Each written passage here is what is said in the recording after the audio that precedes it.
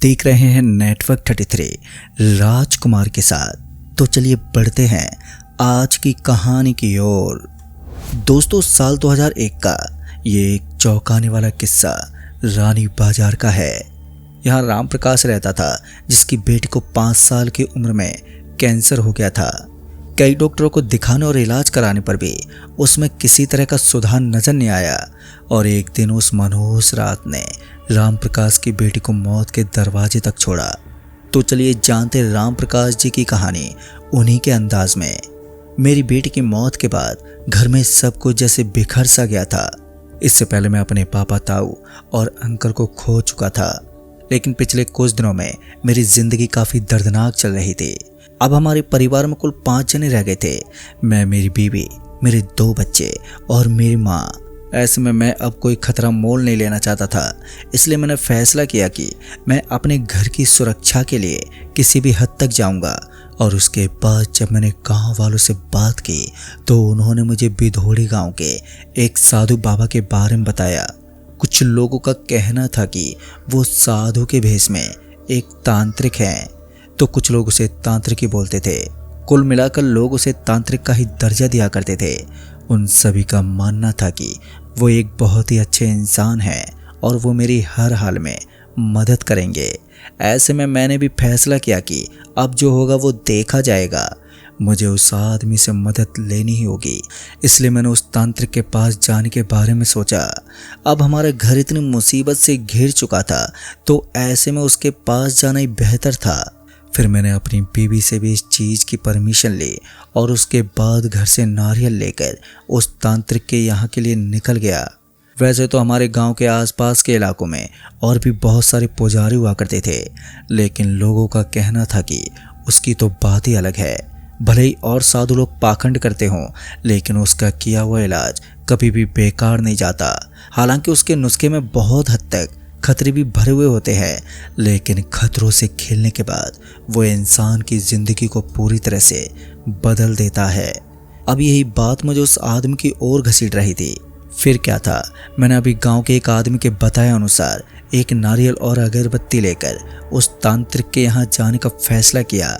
शनिवार को ही उसके यहाँ पर जाया जाता था, इसलिए मैं शनिवार की शाम 7 बजे अपने एक खास दोस्त के साथ उस तांत्रिक की झोपड़ी की तरफ चल पड़ा। मैंने सुना था कि वो तांत्रिक दिन के बजाय रात में ही अपना काम करता है।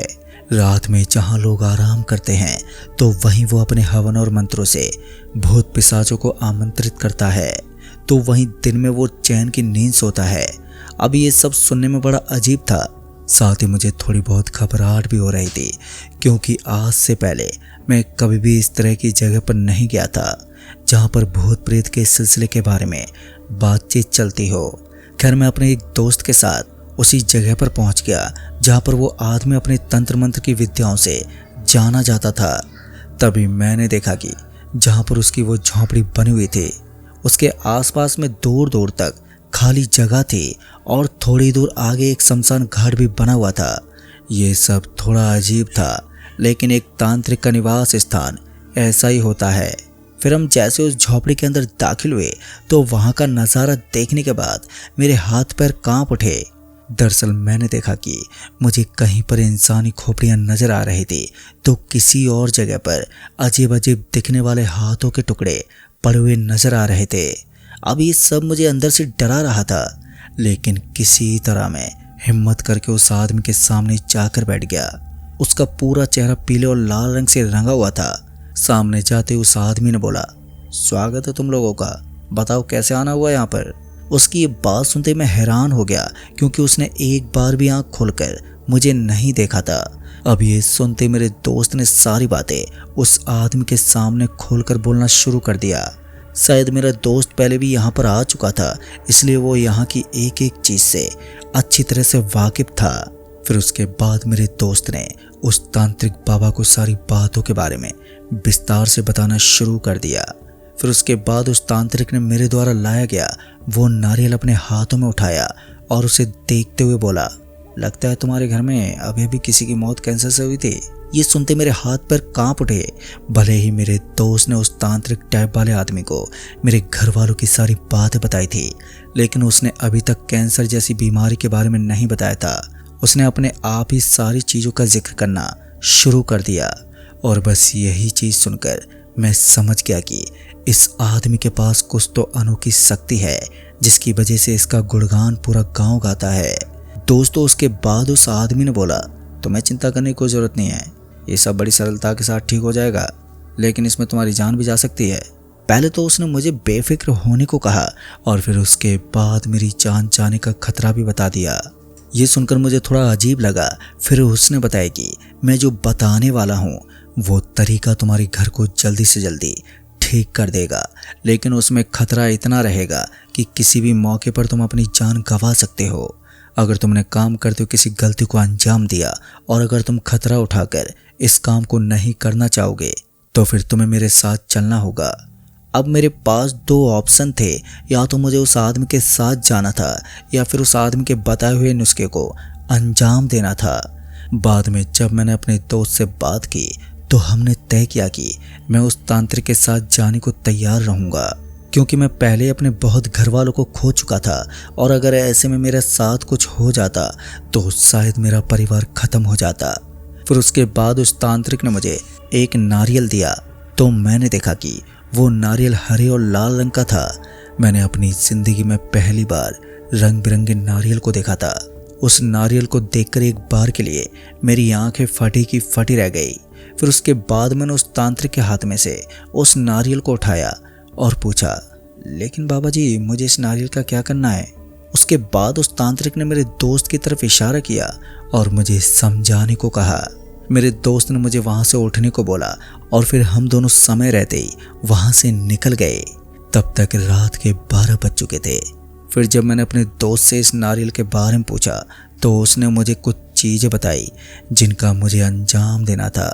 फिर उसने बताया कि इन कामों को करते वक्त मुझे कोई भी डिस्टर्बेंस नहीं करना है। जैसा कि उस तांत्रिक ने हमें बताया था, मैंने ठीक वैसा ही करना शुरू कर दिया। मैं रात को ही उस रंग बिरंगे नारियल को लेकर अपने घर में पहुंचा और घर के बीच में एक छोटे से पत्थर के ऊपर उस नारियल को रख दिया और फिर कुछ मंत्रों का जाप करने लगा। जैसे मैंने मंत्रों का जाप किया तो मुझे महसूस हुआ कि कोई एनर्जी थी जो वहाँ अपने होने का एहसास करवा रही थी। हल्की हल्की हवा के साथ वहाँ की चीज़ इधर उधर हिल रही थी और ये सब थोड़ी देर के लिए हुआ। फिर उसके बाद सब कुछ पहले की तरह ही नॉर्मल हो गया। ऐसा लग रहा था जैसे कि उस तांत्रिक ने ये सब करवाने के लिए ही मुझे ये नारियल दिया हो। दोस्तों, उसके बाद मुझे उस नारियल को उठाना था और वापस से उसे वहीं रखना था। ऐसे में मैंने वही किया जो उस तांत्रिक ने मुझे बताया था। मैंने उस नारियल को उठाया और एक छोटे से बैग में डालकर उसे घर से थोड़ी दूर रख दिया। अब मुझे बस कल की रात होने का इंतज़ार था। कल की रात मैं अपनी ज़िंदगी के दुखों से छुटकारा पाने वाला था। फिर उसके बाद जैसे ही टाइम बीता और सुबह हुई तो मैं उस नारियल को संभालने के लिए चला गया। दरअसल मैंने देखा कि उस नारियल के ऊपर लाल रंग की छींटे लगे हुए थे। एक बार के लिए सारा नज़ारा देखने के बाद मुझे लगा कि मुझे इस नारियल को नहीं उठाना चाहिए, लेकिन जब मैंने इस बारे में अपने दोस्त को बताया तो उसने मुझे उस नारियल को उठाने को बोला और मैं उस नारियल को लेकर फिर से उस तांत्रिक के पास आने वाला था। लेकिन उससे पहले मुझे कुछ खतरों से खेलना था। रात के 12 बजने से पहले ना ही तो मैं उस तांत्रिक के पास जा सकता था और ना ही उस नारियल को लेकर अपने घर के अंदर जा सकता था। तो ऐसे में आज की रात जब तक 12 ना बज जाएं तब तक मुझे अपने घर के बाहर ही रहना था और ना ही इस खतरनाक से नारियल को लेकर अपने घर के अंदर जाना था।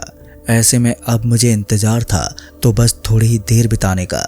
भूख प्यास के मारे मेरा गला सूख रहा था, लेकिन इसके बावजूद भी मैं कड़ी धूप में उस नारियल को पकड़कर कभी इधर घूमता तो कभी छांव में जाकर बैठ जाता, क्योंकि उस नारियल के साथ कुछ शर्तें थी जिनका पालन करना ज़रूरी था।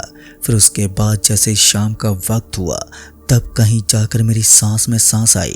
थोड़ा बहुत पानी वगैरह पीने के बाद मैंने अपने दोस्त को अपने साथ लिया और अब हम दोनों उस तरफ चल पड़े जहां हमारी मंजिल थी, यानी कि उस तांत्रिक की झोंपड़ी की ओर। रात की अंधेरी रात ने रोशनी को पूरी तरह से चकनाचूर कर दिया था। किसी तरह से मैं अपने दोस्त के साथ आज जब मैं उस झोंपड़ी के पास पहुंचा तो माहौल थोड़ा अलग था। आज मैं घबराया हुआ था और मेरे दोस्त के अंदर भी बेचैनी बनी हुई थी। हम दोनों जैसे उस झोंपड़ी के सामने पहुंचे तो हमने देखा कि हमें अपने सामने की ओर वही तांत्रिक बाबा बैठे हुए नजर आ रहे थे। आज उन्होंने हवन की तैयारी पहले से ही कर रखी थी। जैसे हम उनके पास पहुंचे तो उन्होंने हमें सामने बैठने का इशारा किया और उसके बाद हमारा कार्यक्रम आरंभ हो गया। डर के मारे मेरे पसीने भी छूट रहे थे, लेकिन आज जिस तरह से उस तांत्रिक ने मुझे कहा था ठीक मुझे वैसा ही करना था।